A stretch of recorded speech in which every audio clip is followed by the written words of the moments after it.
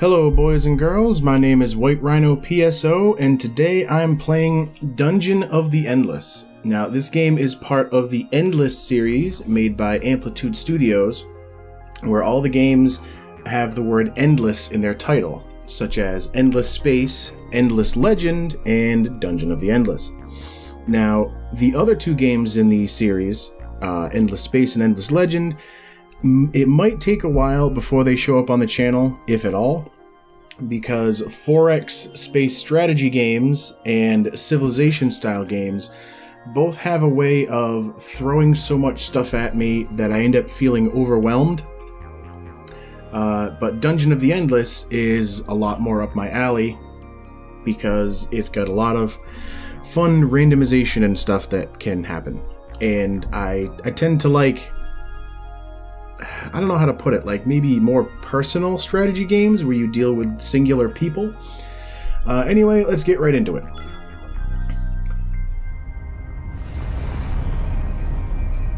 The story of the game is pretty simplistic. You're on a prison transport ship that is under attack from some unknown force, and as it's going down and crashing, you end up leaving it on an escape pod. You start off with just the standard pod, which has no real bonuses or penalties, but you can unlock other ones as you continue to play the game.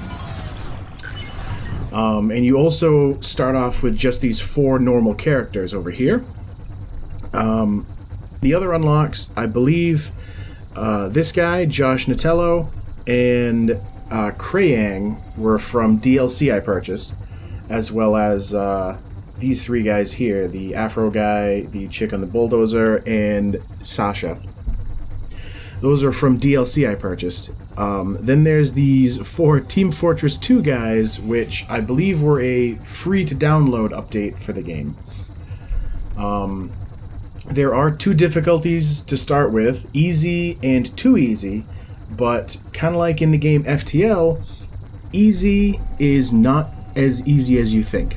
It's considered like the normal difficulty for the game and is fairly difficult. The only times I've ever beaten the game were when playing on too easy, so I'm actually going to start the game off that way. You can either choose which heroes you want by like trying to determine who you want based on their stats and such. I like to go random, as if you couldn't tell from all the different randomly generated games I've been playing on the channel. So your escape pod crashes down on the planet, and the whole point of the game is to go through each level and find the exit to each level of the dungeon, and then pick up this power crystal and bring it to that exit. As with the other games in the Endless series, you have 4 basic resources that you have to keep an eye on. You have industry, science, food, and dust. Industry is spent placing down different modules, because this game is technically a sort of tower defense game. Science is used for research things. Food is used to heal your characters during a turn, as well as to level them up to another level, which I think, yeah, when you level up, sometimes it'll let you know, hey, when you level this character up, they're going to gain an active skill that they don't already have, as well as it shows what stats they'll get when they level up. This game is a real-time strategy, but there is also turn-based elements, and you can pause at any time. So the best way to explain things is probably to just get right into it. So, I forgot you cannot shift and drag to click several people, or can you? I don't think you can.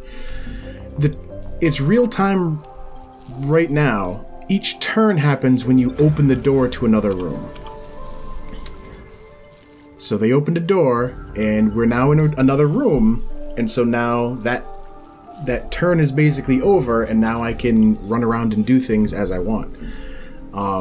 Dust is I forgot to mention, dust is used to power the different rooms. when you zoom out, you can see the map. It shows that your starting room is powered, and I don't think you can never depower that room until you pick the crystal up. Anytime you open a door, if there is a dark room, then that room has a chance to spawn enemies. And although you can navigate your people to a particular room, you cannot tell them to fight enemies specifically. They kind of fight on their own. So it's got that aspect from FTL as well. So you middle click to power up a room, and now we get to some of the turn-based aspects of it. There are these little plus signs are small modules where you can put there's different support, attack, and defense modules you can put. Like this prisoner prod, I could put one. Well, actually, yeah. If I put one of these down, it shows it's going to attack power of 9. It'll attack every half second, and it does low damage to enemies in the room. So you throw one of those down, and now I've got this little weapon that will attack whenever enemies come into this room. These big modules are for bigger modules. Each turn, like you can see, I'm going to get 8 industry, 3 science, and 6 food every turn. Dust you only get by finding rooms that have dust in it, or sometimes you get 1 dust for killing an enemy. But industry is always useful, so I like to throw an industry generator. So now that that's there, you can see I'm going to be gaining 11 industry every turn. Oh, I forgot to mention the characters themselves. The characters I got Gork the Butcher Corroser. An enormous, powerful man with a violent temper and an angry face. Every sentient human being that has ever met Gork has been terrified of him. When in a bad mood, he has been known to pull the arms off of animals, people, and construction equipment. He has really good health, his attack power is decent, but his speed is really low, and his defense is pretty low. Eventually you can find equipment to give different people that boost their stats. But the equipment is also kind of specific per person. Like, Gork can use a gun, some sort of shirt armor, and a, I guess, support item. Kind of looks like a weird little fist. And he has an active skill, Psycho Killer, which the duration is, I guess, 7 seconds. And the cooldown, you can see the little icon next to the 2, is a door. So it will take 2 door opening turns for him to be able to use this skill a second time. It increases his speed and his attack power by 15. That's pretty useful for him. Even though 15 more speed for a guy with 18 speed is not very useful. He also has a passive called Pack of Dogs, where he attack power is gained 6% attack power increase when their mates are nearby. I'm not entirely sure how you know who is a mate of each other. I'm sure it lists it somewhere, but I don't know. The other person I got was Sasha Chokyo. A highly decorated and devastatingly effective drill sergeant, Sasha was politely but firmly discharged after an international diplomatic incident where orders yelled during a parade caused an entire grandstand of visiting dignitaries to leap to attention. She turned her skills to training rescue animals, a perfect job for the most dangerous voice in the galaxy. Having lost her dog during the unfortunate crash of the rescue vessel, she is now looking for something else to train. Her passive skills are Scamper, so when monsters are in the room, they don't slow down her movement. And Gut Your Back, where she gets a plus 10% bonus to defense when grouped with other heroes they trust. Again, I'm not sure how trust or mate really factors into things, but her speed's really nice. Her attack power is pretty good, but less than Gork. And as you can see, like I said, if you spend 25 food, I can level her up. Right now I've got 20, which I'm getting 6 during the next time I open a door, but that food is also used to heal my guys. And it actually varies from person to person. He's got more hit points, so at least I think that's why, but it costs 4 food to heal him, but only 3 for her. Now, because he is slow, whenever I end up using this character, I like to keep him in a room while I have the other person, who is obviously faster, run and open doors. Now, this room gave me 8 dust, and it is listed as a self-powered room, which means I cannot unpower it, which is good, because now I know enemies will never spawn from this room. Might as well move him up. In fact, that this little turret here might not be all that useful unless I open this door later on. I probably should have put something down if I could have. Now there's enemies in here, so I like to fall back to a room where the slow guy is, who can just deal out the damage. So what's in here? Another big module. I think I'm going to put down a food generator in this self-powered room. But when you depower a room, the little modules you have put down stop working. Like you can see, when I depowered that, the little gun went deactive, and I went back down to only getting 8 per turn on the industry. Also, when you zoom out, you can relegate the power as you like from the zoomed out map too, which is nice. I only have 8 industry, and I do have enough food to level somebody up. I think I'm going to do that for her just because it will unlock a active skill for her. She gets heal, where she tames the most powerful monster in the room. I've never used this character before. It says the duration is only 0.2. I think that's on the skill itself, and not on how long you have that creature active. And she found an item, which was a toothpick, which is considered a spear weapon, which neither of my characters can use, which is kind of a letdown. It would give a boost to attack power of 12. Alright, I think it's now safe to move him up here. And I think I'm going to throw down at least 1 prisoner prod to help when she starts falling back to that room.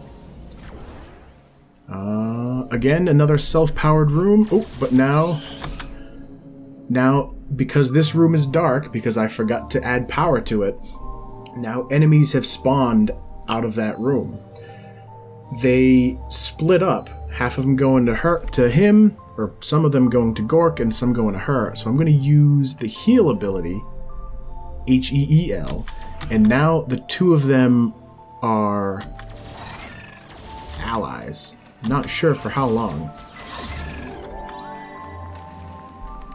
Yeah, I'm honestly not sure how long that enemy is going to be my buddy, but it's kind of neat that I do have him, and I might as well power that room up while I can. And pretty much it's just off to do more exploration. The hell is this? I found 9 food, which now I've got 43. I think I'm gonna level him up just to keep them kind of even. And 18 food is still a decent enough amount for when it comes time to heal people. Power that room up. And off to open another door. And I found a science generator. Well, not a science generator, but like a science pickup. So now I've got 43 science, but absolutely nothing to use it on. But I do have enough dust that I can power up that room. So now everything on the map right now is powered. So I think I'm going to drag him as slow as he moves. I'm going to drag him at least a little closer so that she doesn't have as far to fall back. Oh, okay, so I found the exit, but the minute you pick up, now that you find the exit, you pick up the crystal. The only problem is the minute that you pick up the crystal, I believe it depowers most of the rooms, or maybe not, but any doors that are not yet open will open. So it's, shoot. I forgot to power up this room, and I don't even have enough dust to do it anyway. But I'm going to keep exploring. What in the Christ is that? Alright. Everybody back. I'm definitely going to keep exploring because it's always useful to find more items and get more experience and such. And Jesus Christ, that's a big looking dude, but he looks like he's already hurt anyway. But now he just comes into the firing room.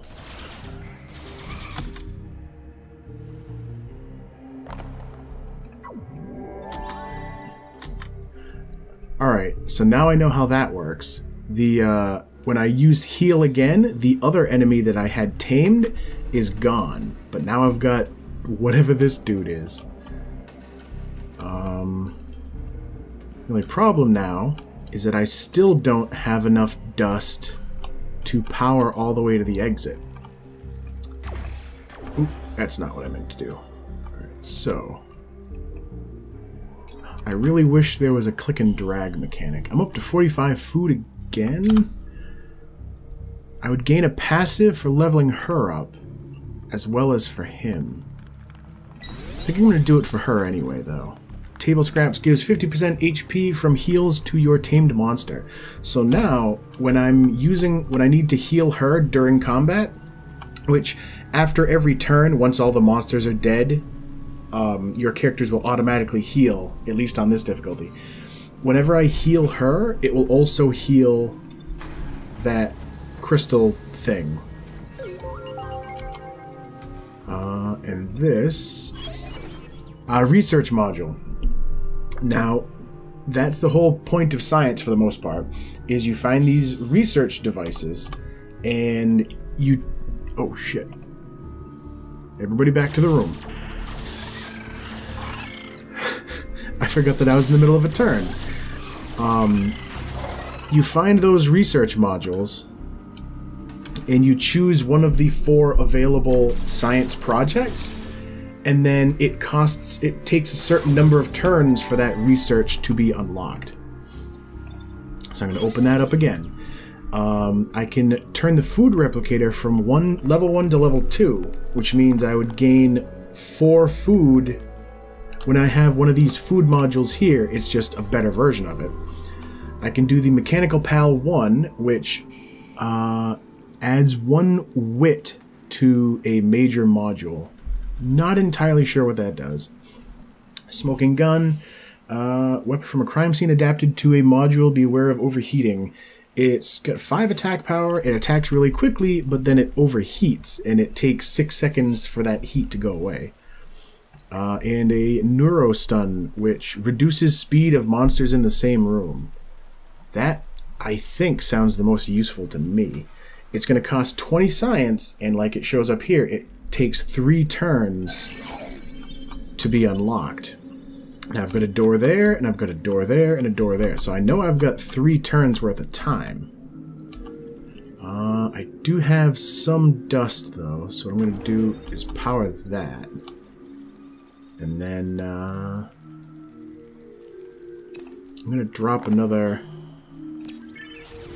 couple prisoner prods in here, because now I know that enemies are going to be coming from these 2 rooms, as well as from potentially this really big room that she's running into. Okay, I found a merchant.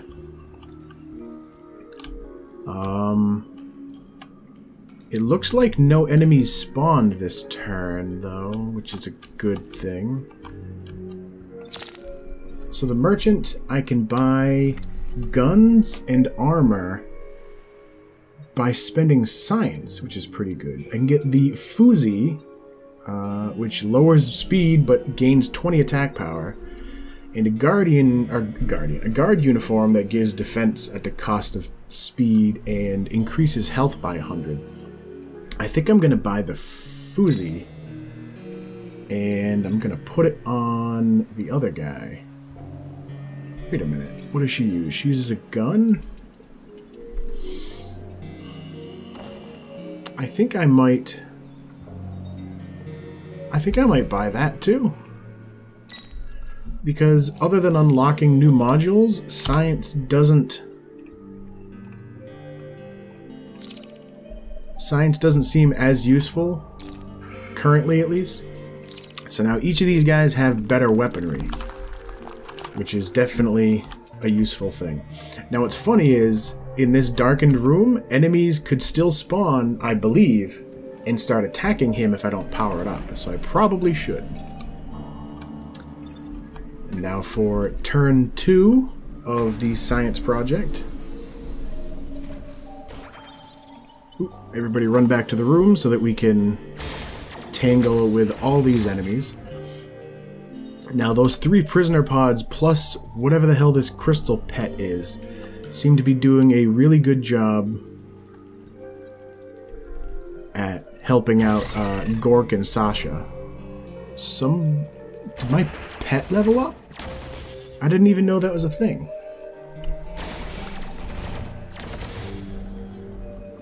Just gonna wait for these last few enemies to cycle through. It takes 10 dust to power a room, so I actually can't... I'm gonna depower that one just so I can... Actually, no, I guess it doesn't really matter either way. Nah, that's what I'm gonna do. Depower that one, add power to that one. And this will be door number 3, so my science project should be done at the end. Yeah, so now I have that module, which... what does it cost? 7? I'm going to put a few of these down because once I pick up that crystal, I'm going to have to make a mad dash for the exit. Now, the game also lets you know when monsters have spawned in a room. So monsters spawned in those 2 rooms. That's just a big module. I'm going to depower that one, actually.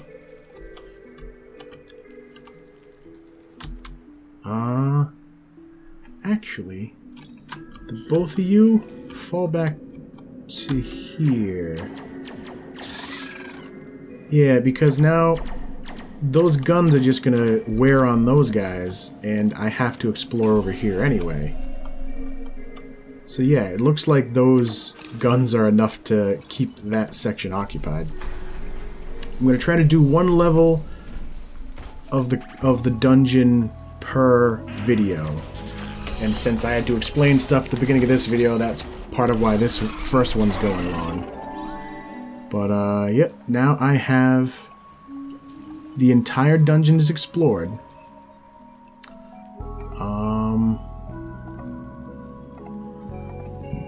Yeah, so what I'm gonna do is... What's in there? Oh, that's the science. Yeah, so that's what I'm gonna do. Alright. You... go stand at the exit, because you're slow as hell. And then her... I like how you can use the schematic the schematic view, as well as, like, the actual in-game view, too. Alright, so... he is... I think he's far enough along. I set it up so no enemies are going to spawn in this hallway. In fact, I should probably throw at least 1 more neuro stun. This section here should do well against... There's another one there. Should do well against the enemies in there and in there.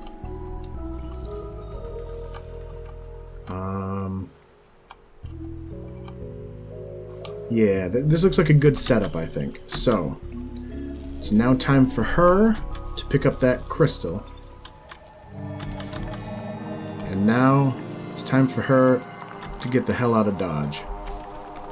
When you're holding the crystal, you are also a lot slower, too. Okay, the crystal entity that she is working with. The enemies in there seem to be bypassing that guy and his dog completely. This looks... Yeah, this looks good for getting out. Because these are all taking care of those guys.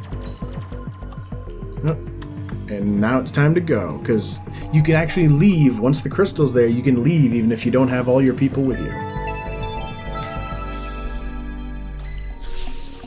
You know, if there were 4 of us, we could sing some great quartet stuff. Alright, so I've made it through the first floor, of which there are 12. But like I said, I've only ever beaten the game once, though I haven't played a whole lot. So, onward.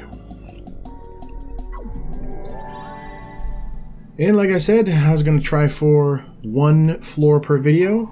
So, as always, thank you for watching, and I will see you next time.